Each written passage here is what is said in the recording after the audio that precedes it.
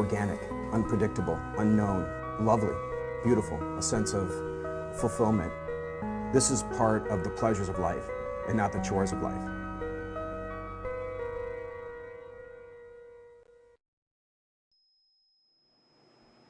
Coming up this morning on this live Wednesday edition of Daily Iowan TV, a goal set. The Iowa City Council works towards affordable housing, and one official from Iowa State found himself in hot water. Iowa Volleyball is opening up Big Ten play this weekend. We look at what the future holds for the Hawkeyes coming up in sports.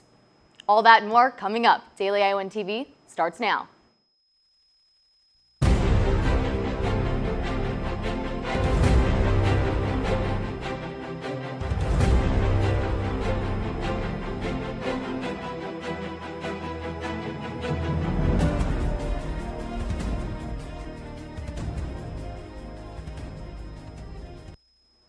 Good morning and thanks for joining us. I'm Taylor Brooks.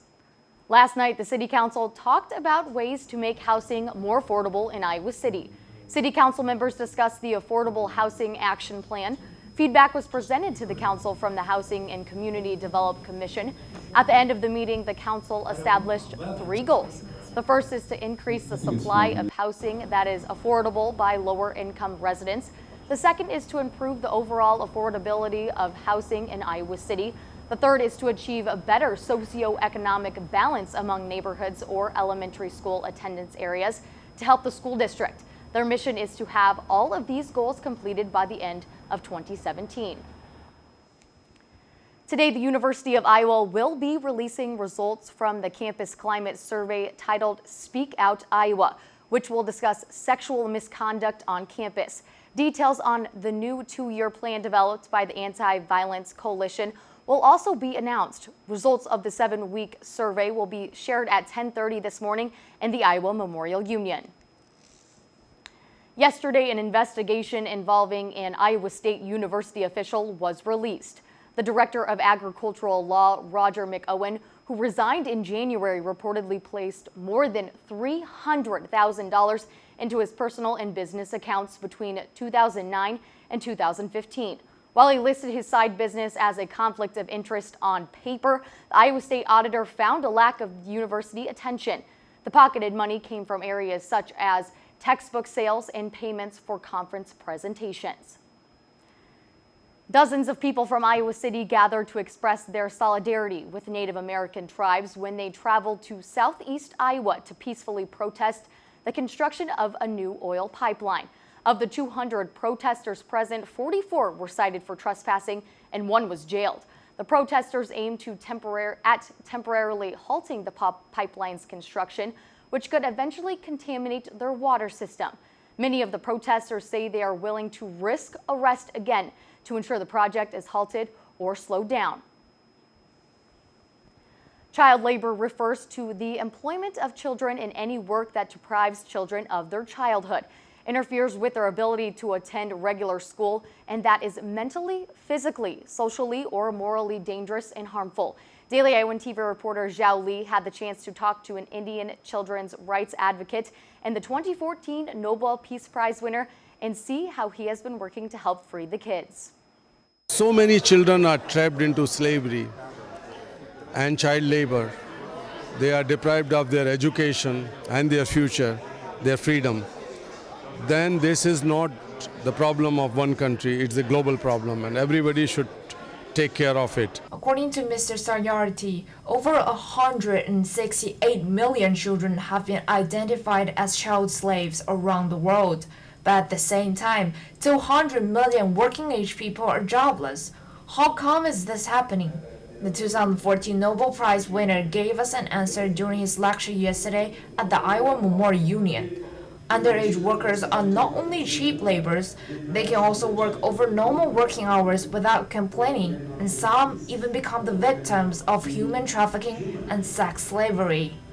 And as someone who really cares about the kids, Mr. Sayarti have been working for years to free those kids who were or are currently suffering. I saw the projects and the multiple dimensions, the layers that he has added to this particular social movement, and I simply couldn't imagine anyone who better deserved the Nobel Peace Prize. Professor Vanderbilt said child labor is a huge problem that people should care.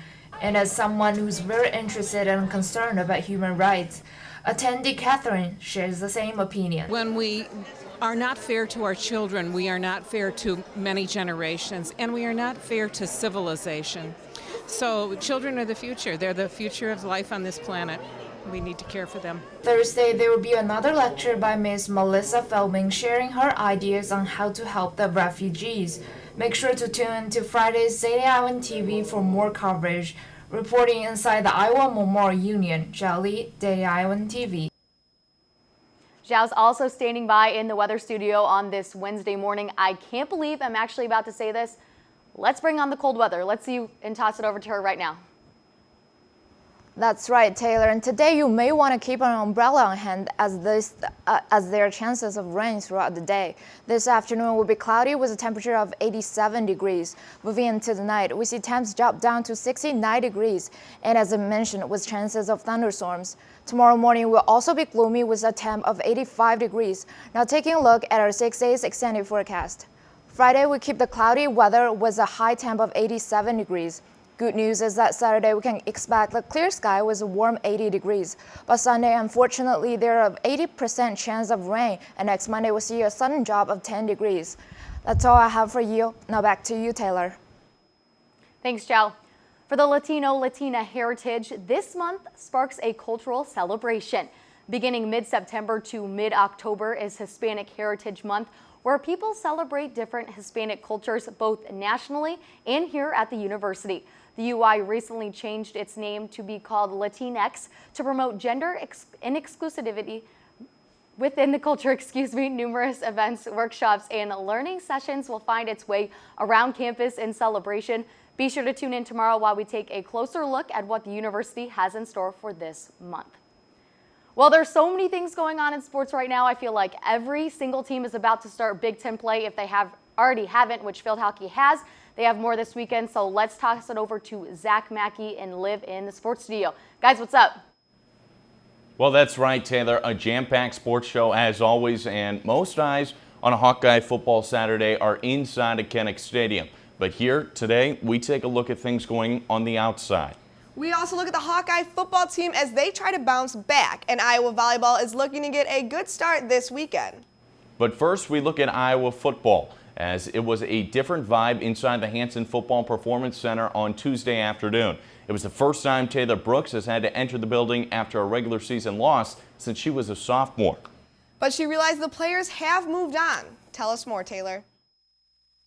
The 24-hour rule has expired for Iowa football, and they are on to their next task, and that's starting Big Ten play. While a loss is never what a team wants, the lesson that Iowa learned might be exactly what they needed. We kind of try to have a 24-hour mindset, win or lose. Just mentioned, you got to move on. It was frustrating, but we're trying to get ready for Rutgers now. So we looked at the mistakes, corrected them, and now we're trying to use what we learned and put it into work this week. We live off the 24-hour rule. After a game is over, we have the 24-hour rule the next day, then we move on to our next opponent. And just really, this week we focus on this week and just getting ready to play against Rutgers. Another good team. No matter who we played this week, it was kind of going to be a fresh start. Yeah, the loss sucks, but there's no time, in the season to worry about it, dwell on it. You have to move forward. There's challenges. You can never let a game beat you twice or let a play beat you twice. So you got to be able to flush things and move on and attack the next challenge. It's pretty quiet on Sunday, as you might well imagine, and it should be. I mean, everybody invests a lot, and everybody works hard, and and our fans are disappointed. Certainly, a lot of people are disappointed. Nobody's more disappointed than the players and the coaches. It's what we do. At least that's a big part of what we do. You learn from a lot of games, but you hope to especially learn from those losses because they hurt more, and you need to take a lot of those experiences and those mental mistakes and everything, and move them to the next game and move on. Coach Ferentz is still preaching to this team that their end goal is to get to that Big Ten championship.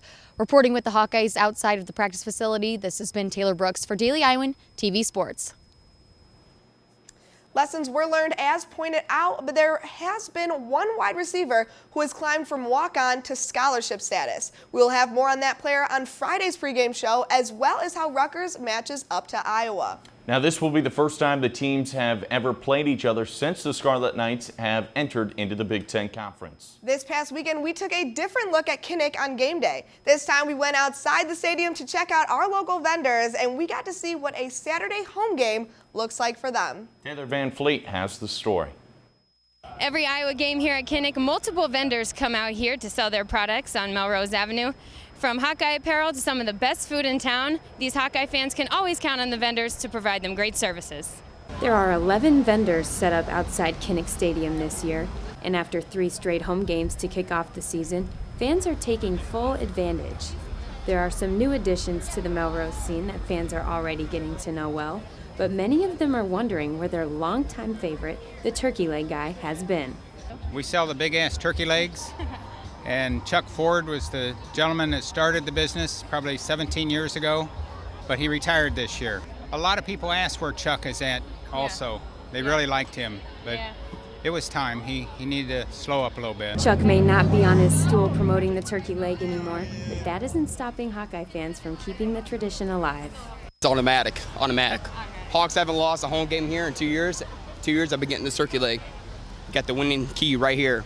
However, if you aren't in the mood for a turkey leg at 9 a.m., you can head just a few stops down to Papa Juan Stefano's, where they specialize in their authentic Mexican breakfast burritos. We sell authentic Mexican as well as Italian food. We're the oldest Mexican restaurant in Cedar Rapids, and we proudly come out and support our Hawks every home game. Not only is Melrose Avenue the place to get some great food on game day, it is also home to some of the best Hawkeye apparel in town.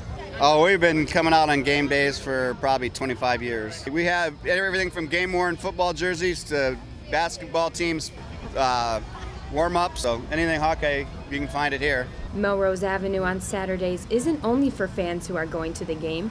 It's the perfect place to go have fun, shop at local businesses, and support the Hawkeye community. Outside of Kinnick Stadium, this has been Taylor Van Fleet, Daily Iowan TV Sports. Well, unfortunately, Saturday was the end of Nathan's streak for the turkey leg being correlated with a Hawkeye win for the Hawks, but hopefully he can get a new win streak started at Iowa's home game next week. Let's hope so, Zach. The volleyball team had a successful weekend, and now they're looking to continue their 4-game win streak as they start Big Ten play. Mary-Kate Harrian has more on the team's preparation. The Hawkeyes are now 10-2 after this past weekend, winning the Iowa Invitational, beating Lamar on Friday and South Dakota State on Saturday. Senior setter Loxie Keela won MVP of the tournament, and redshirt freshman Megan Bazzario was named to the all-tournament team. Now they're just focused on getting ready for this upcoming weekend and preparing for Big Ten play as they play Michigan State on Friday and Michigan on Saturday. The weekend was really sharp for us. We talked about the ability to execute and finish off teams 3-0. And that was important, and obviously defending Carver well, and being 10-2 right now, best start since 2006. So they're all good signs for us as we go into Big Ten play. But you got to win, and you got to work to win every point in conference play. And so that mental toughness as we get into the actual match environment and situations, especially on the road, is going to be really crucial for our group. In the Big Ten, there's a lot of top 25 teams, so that's very exciting to be able to play against them. But yeah, I think we're just doing the same thing, just focusing on our side and also scouting them really well. We did so well this past weekend, and we have such a great record going into Big Ten play. I know that our team is really confident for what lies ahead, especially this weekend against Michigan and Michigan State. Big Ten is a little different because we're not just playing teams once. We've seen them before, and we get a lot more material to scout. And so I think we're really prepared going into this weekend, and I think we're going to do great. Reporting from Carver Hawkeye Arena, this has been Mary-Kate Harrian, Daily Iowan TV Sports. We'll have updates from how the team did in our Monday show. And tomorrow we have one-on-one interview with Coach Salucci. As well as taking a closer look at fantasy sports. Taylor, back over there to you at the desk. Man, I need to try a turkey leg. That's all we have for you on this live Wednesday program. Tune into our live newscast every Monday through Friday at 8:30 a.m. on DailyIowan.com. For all your latest news, have a great day, everybody. We will see you right back here tomorrow.